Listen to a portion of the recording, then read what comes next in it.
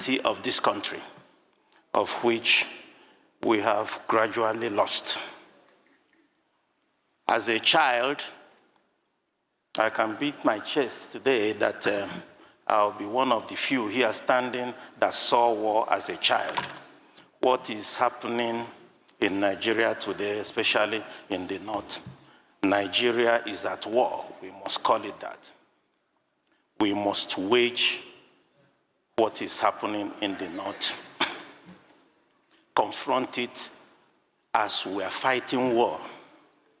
I want to speak, Mr. Speaker, on Nigeria as a sovereign nation. The news of the capture of this and summary execution of Brigadier General M. Uba by Aswad really broke my mind. Back to where we stopped. If terrorism can move freely, terrorists can move freely like this, what is sovereign about Nigeria? Some people were shouting Nigeria is a sovereign nation. We don't need America. We don't need anyone. But Nigeria went to Congo.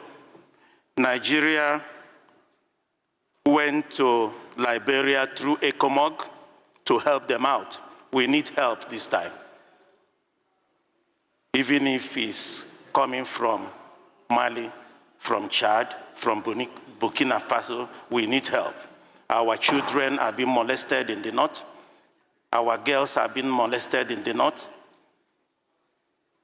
We were refugees during Nigerian Biafran War. As a child, I know how my parents suffered to keep me alive for that 3 years. But let us tell ourselves the truth. What kind of sovereignty allows terrorists to capture and kill a whole general like a common criminal? Because if terrorists can cross our borders at will, enter our villages at will, ambush military convoys at will, take entire towns at will, and now capture a brigadier general, then what exactly are we protecting with this so-called sovereignty? Is this sovereignty when terrorists are the ones controlling forests, highways, and communities? Is this sovereignty when commanders are killed and everyone stays silent, and our children out of school? We opposed the US when they wanted to help Nigeria destroy terrorists. We shouted, don't interfere, don't touch our sovereignty.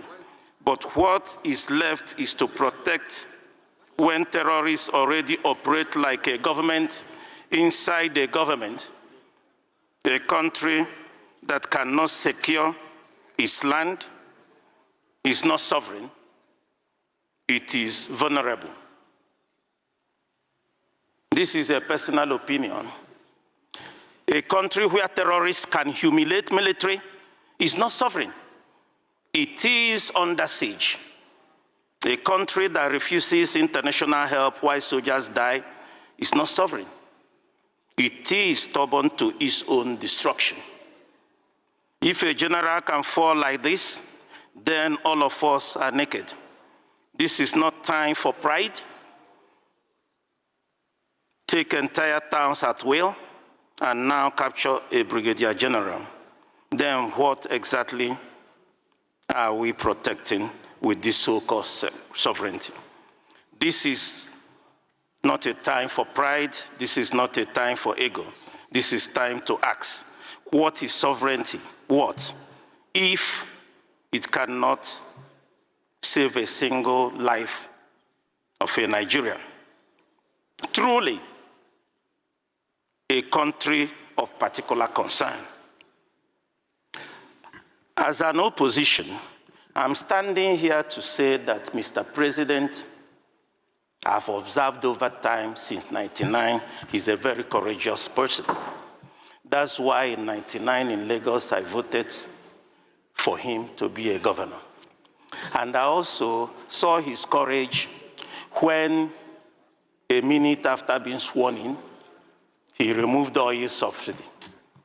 Though timing was wrong, I saw his courage when he brought off 4 tax bill here. We passed. We saw his courage. And also, I want to encourage him to extend that his courage. Today, our brother has been jailed for life, and the judge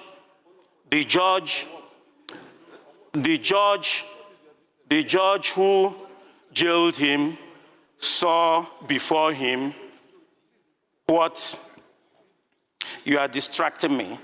The judge who jailed him on Motosho saw things before him that made him to jail him for life. Good enough. But Mr. President has the greatest opportunity now. I'm not a lawyer, but I'm a lawmaker. I'm not a lawmaker. I'm not a judge. I'm a lawmaker.